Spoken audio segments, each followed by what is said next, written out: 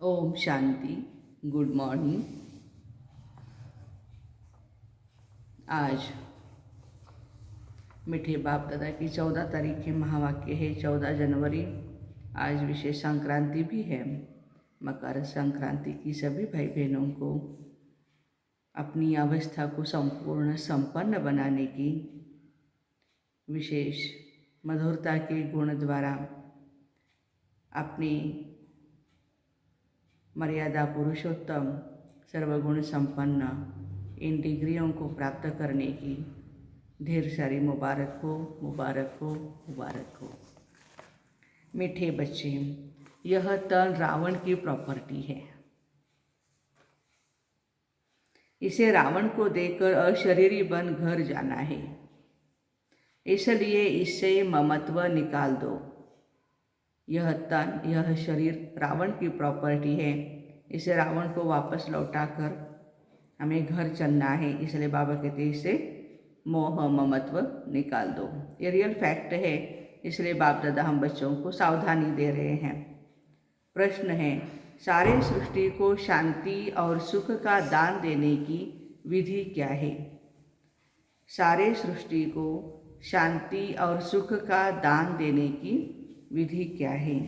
उत्तर है, सवेरे सवेरे उठ अशरीरी होकर बाप की याद में बैठना।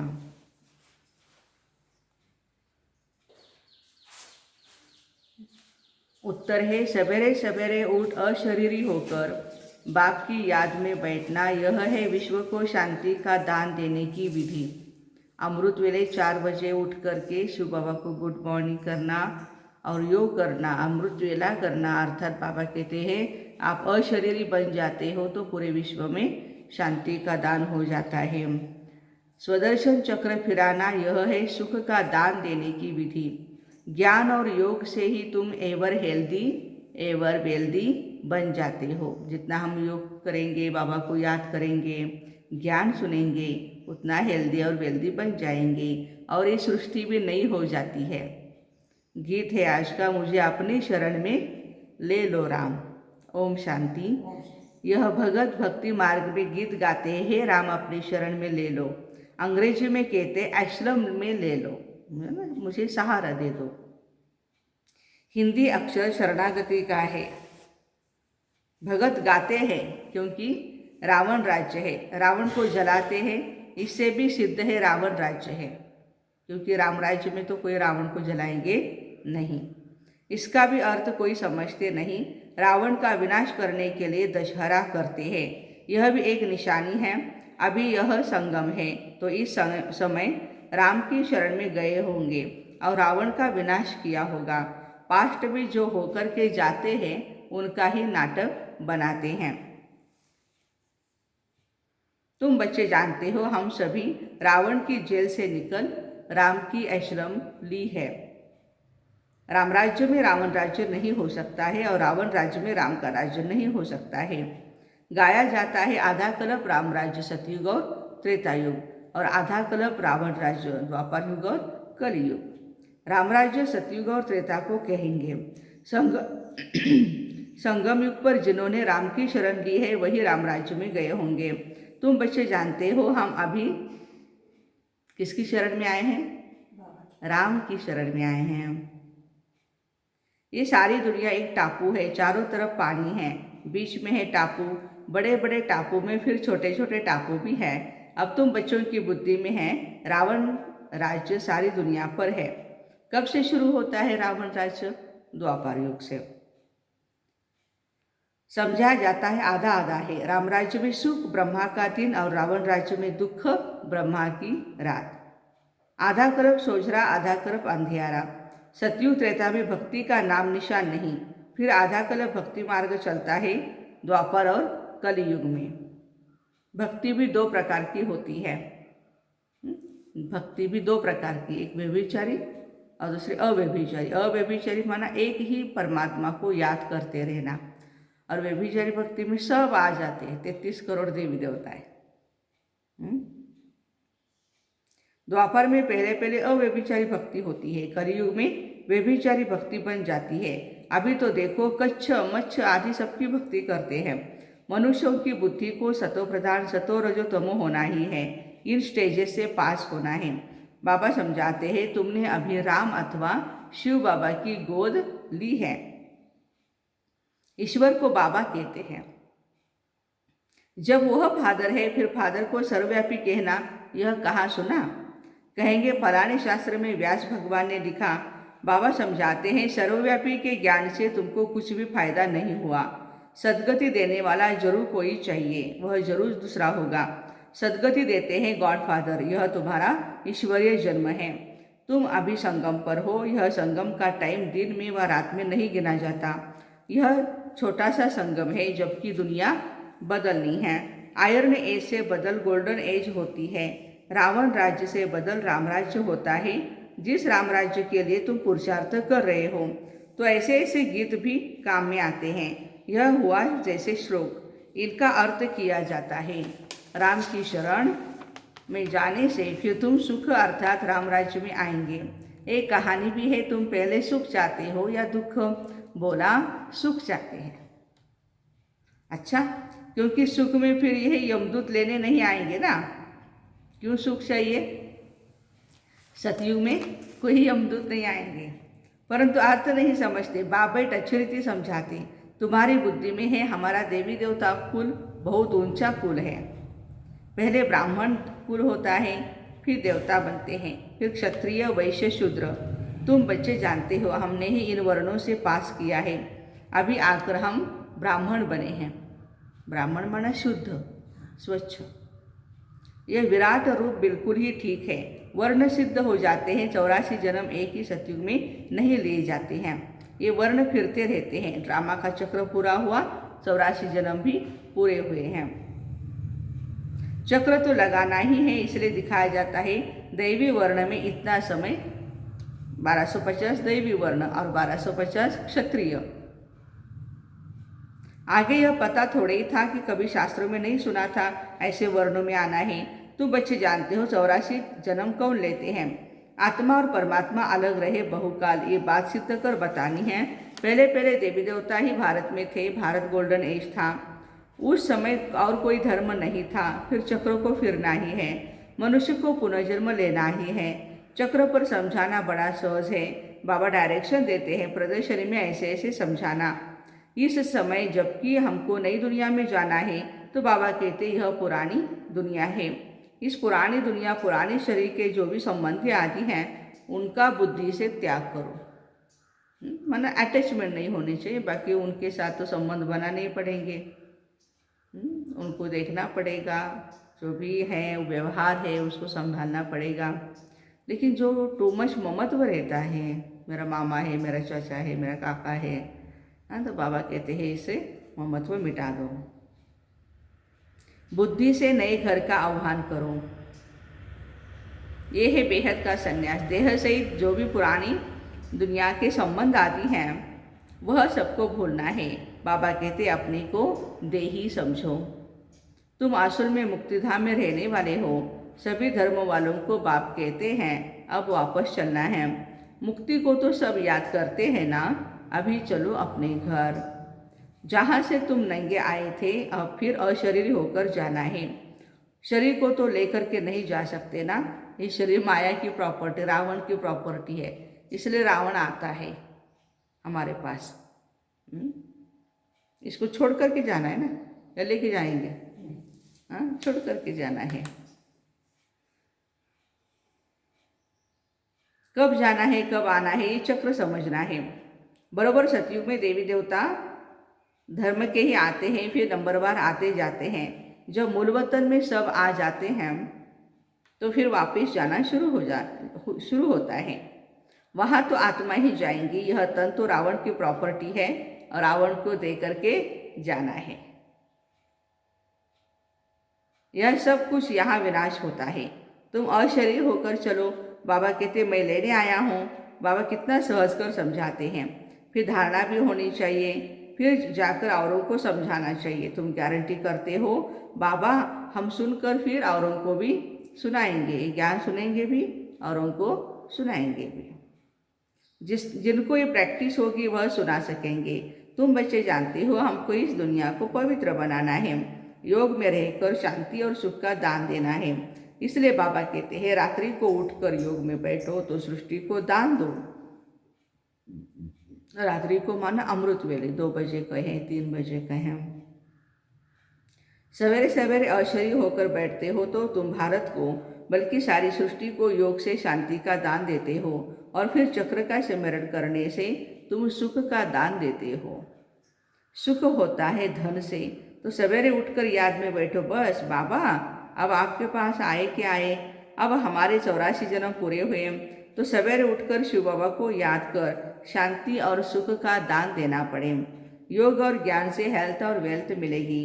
जब हम एवर हेल्दी होते हैं तो सृष्टि ही नहीं होती है। सतयुग त्रेता में हेल्दी वेल्दी है, कलयुग में सब अनहेल्दी और अनवेल्दी है, माना धन भी नहीं किसी के पास और स्वास्थ्य भी नहीं है।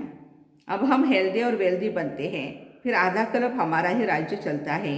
बुद्धि में जब ज्ञान हो तब खुशी रह सके। भले यह भी लिख दो कि 2500 वर्ष के लिए एवर हेल्दी वेल्दी बनना हो तो आओ इस ईश्वरीय नेचर क्योर सेंटर में। परंतु हमारा सेंटर ब्रह्मा कुमारी क्या है? ईश्वरीय नेचर क्योर सेंटर, नैसर्गिक निसर्ग उपचार। यह लिखेंगे भी वह जिनमें ज्ञान होगा। ऐसे थोड़े सेंटर हम खोलते हैं और सर्विस आप आकर के करो। जो खोलते हैं उनको खुद सर्विस करनी चाहिए। झगड़ा सारा पवित्रता पर ही चलता है। विष न मिलने से अत्याचार होते हैं। अब है संगम, तो बुद्धि में सुखधाम और शांतिधाम को याद करना चाहिए। दुखधाम है तब तो सुखधाम को याद करते हैं, तब ही गाते हैं दुख में सिमरन सब करें। ये पति दुनिया है ना, लॉ कहता है कलयुग के अंत में और सबको बिना पतित होना ही है। जब तक संगम आए और रावण और राम के राज्य की स्थापना हो जाए, फिर इस रावण राज्य का विनाश हो जाएगा।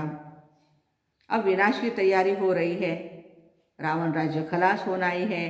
बाकी ये गुड़ियों का खेल है, जो पूजा आदि करते हैं मूर्ति वगैरह बना करके, गुड़ियों का खेल है। कितने गुड्डे गुड़िया मनाते हैं, इसलिए इनको अंधश्रद्धा कहा जाता है।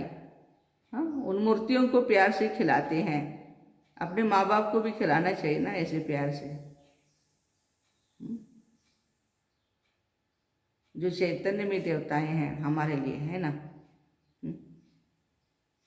तो बाबा कहते जितने भारत में चित्र बनते हैं उतने और कहाँ नहीं बनते। भारत में ढेर चित्र हैं। गाया जाता ब्रह्मा का दिन ब्रह्मा की रात, दिन को फिर लंबा क्यों कर देते हैं, ये भी समझने की बात है। पहले अव्यभिचारी भक्ति, फिर व्यभिचारी, पहले 16 कला फिर 14 कला, अंत में तो कला ही नहीं रहती है। नो कला। इस समय है तमो प्रधान दुनिया। तमो कलयुग से शुरू होता है, फिर अंत में कहेंगे तमो प्रधान। अब दुनिया जड़ जड़ीभूत हो गई है। पुरानी चीज को आपे ही आग लग जाती है, लगानी नहीं पड़ती है, वो आपे लग जाती है। थोड़ा भी कुछ जैसे बट का जंगल होता है, उनको आपे आग लग जाती है, इनको भी आग लगनी है। थोड़ा भी कुछ आपस में हुआ तो आग सुलग जाएगी। घर में कोई छोटी बात पर झगड़ा हो जाता है, आपस में दोस्त होते, थोड़ी सी बात पर ऐसी दुश्मनी हो जाती है जो एक दो का गला काटने पर भी गला काटने लग पड़ते हैं।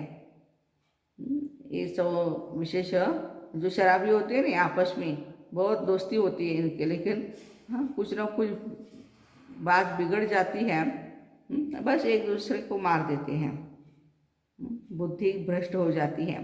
क्रोध भी कम नहीं, एक दो को मारने के लिए देखो कितनी तैयारी कर रहे हैं विश्व मंच पर। बाबा कहते अमेरिका हो, रशिया हो, और भी कंट्रीज हैं, हाँ, तो एक दूसरे को मारने के लिए जैसे कि तैयारी कर रहे हैं। ये है ड्रामा। क्रिश्चियन लोग हैं दोनों बड़े, आपस में मिल जाए तो सब कुछ कर सकते हैं, रशिया और अमेरिका। पोप भी क्रिश्चियन का हेड है, उनका बहुत मान होता है, परंतु मानते उनको भी नहीं। यहाँ भी जो बच्चे बाप की मानते नहीं वह विनाशी पद पाते हैं। श्रीमत पर चलना चाहिए। श्रीमत भगवत गीता है ना, और कोई शास्त्र में श्रीमत है नहीं। श्री माना श्रेष्ठते श्रेष्ठ। जो कब पुनर्जन्म में नहीं आते, मनुष्य तो पुनर्जन्म में आते हैं। विद्वानों ने जन्म मरण से रहित की गाई हुई गीता में पूरे 84 जन्म लेने वाले का नाम डाल दिया है। परमात्मा जन्म मरण रहित है और जन्म मरण में आने वाले चक्कर में आने वाले श्री कृष्ण जी का नाम भगवत गीता में डाल दिया है।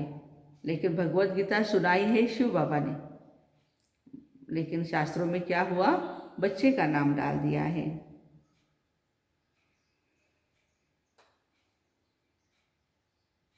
वास्तव में परमपिता परमात्मा ही ज्ञान का सागर है, पवित्रता का सागर है, पतित पावन गाया हुआ है। वही वरदान देते हैं बच्चों को। उनके बदले कृष्ण का नाम डाल दिया। पहले पहले शिव जयंती, फिर होती है कृष्ण जयंती। शिव बाबा आते हैं नई दुनिया स्थापन करने के लिए। तो पहले बाप का जन्म, फिर बच्चे का जन्म। बाप के जन्म से ही कृष्ण बच्चा निकला, वह भी एक तो नहीं होगा। दैवी संप्रदाय कहा जाता है ना, तो कितनी भूल कर दी है। कोई एक भी इस बात को समझ जाए तो उनके सब जिज्ञासु टूट पड़े। सबका मुंह पीला हो जाएगा कि हमारे महाराज को क्या हुआ है, ब्रह्मा कुमारी का ज्ञान सुन रहे हैं। लेकिन है तो परमात्मा का ज्ञान। कितनी बड़ी भूल है, तब तो बाप को आना पड़ता है। किसको समझाने देने में टाइम चाहिए। पहले ये निश्चय कराओ परमात्मा से आपका क्या संबंध है। परमात्मा हमारे पिता है, हम उनके बच्चे हैं। तब समझे भगवान हमारा बाप है। भगवान को भगवान के पद पर तो रखो।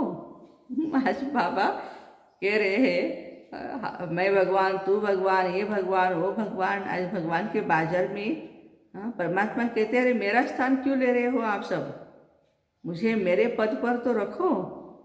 भगवान भगवान है। कोई कितना भी बड़ा आदमी कहलाए खुद को, भगवान नहीं बन सकता है। भगवान की अथॉरिटी तो भगवान की ही है।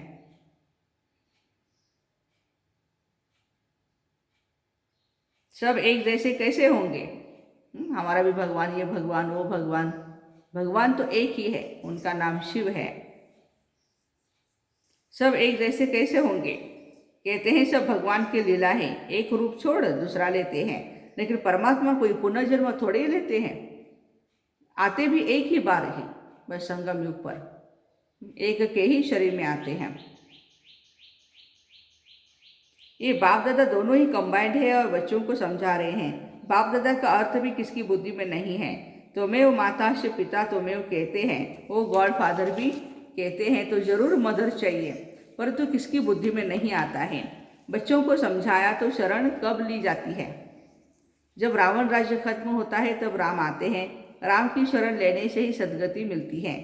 सदगति माना सुख। कहते हैं राम राज्य हो, उनको सूर्यवंशी राज्य का पता ही नहीं। कहते हैं राम राज्य नई दुनिया नया भारत हो, सो तो अब बन रहा है, बनना है जरूर। ड्रामा को चलना है जरूर। ये पढ़ाई है मनुष्य से देवता बनने की। मनुष्य किसको देवता बना न सके। बाबा आकर मनुष्यों को देवता बनाते हैं, क्योंकि बाबा ही स्वर्ग की स्थापना करते हैं। ब्राह्मणों की माला नहीं गाई जाती है, वैजयंती माला विष्णु की है। यह है ईश्वरीय घराना जो अब नया शुरू होता है। आगे था रावण का आसुरी घराना, रावण को असुर कहा जाता है। यह कंस जरासंधि नाम अभी सिद्ध होते हैं। जन्म जन्मांतर तुमको साकार से वर्षा मिलता है, सतयुग में भी साकार से मिलता है। सिर्फ इस समय तुमको निराकार बाप से वर्षा मिलता है। अच्छा, मीठे मीठे सिक्के दे बच्चों प्रति माता पिता बाप दादा का याद प्यार और गुड मॉर्निंग। रूहानी बाप की रूहानी बच्चों को नमस्ते। हम रूहानी बच्चों की रूहानी माता पिता बाप दादा को याद प्यार, गुड मॉर्निंग और नमस्ते। वाह बाबा वाह, शुक्रिया बाबा शुक्रिया। धारणा के लिए मुख्य सार। देह सहित पुरानी दुनिया के संबंधी आदि सब भूल स्वयं को देही समझना है। हम आत्मा है, पॉइंट ऑफ लाइट है, शक्तिशाली आत्मा है। बुद्धि से नए घर का आह्वान करना है, सतयुग का। सवेरे सवेरे उठ सारी दुनिया को शांति और सुख का दान देना है।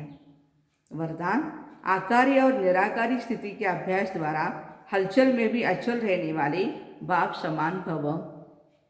आकारी और निराकारी स्थिति के अभ्यास द्वारा हलचल में भी अचल रहने वाले बाप समान भव।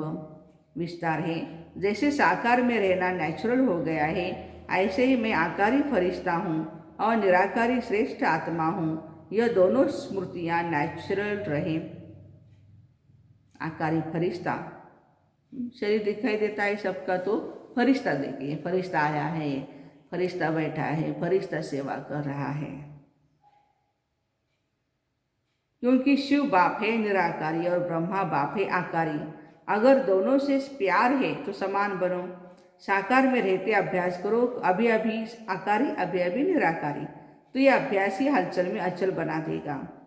स्लोगन है, दिव्य गुणों की प्राप्ति होना ही सबसे श्रेष्ठ प्रभु प्रसाद है।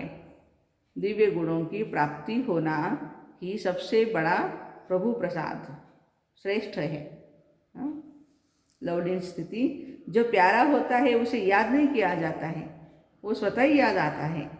सिर्फ प्यार दिल का हो, सच्चा और निस्वार्थ हो। जब कहते हैं मेरा बाबा प्यारा बाबा, तो प्यारे को कभी भूल नहीं सकते, और निस्वार्थ प्यार सिवाय बाप के किसी आत्मा से मिल नहीं सकता। इसलिए कभी मतलब से याद नहीं करो। प्यारे बाबा को निस्वार्थ भाव से प्यार करना है और लवलीन में रहना है। तो ऐसे ही आकारी और निराकारी स्थिति के अभ्यास द्वारा हलचल में भी अचल रहने वाले बाप समान सभी भाई बहनों को ओम शांति। Have a nice day. Happy Sankrant.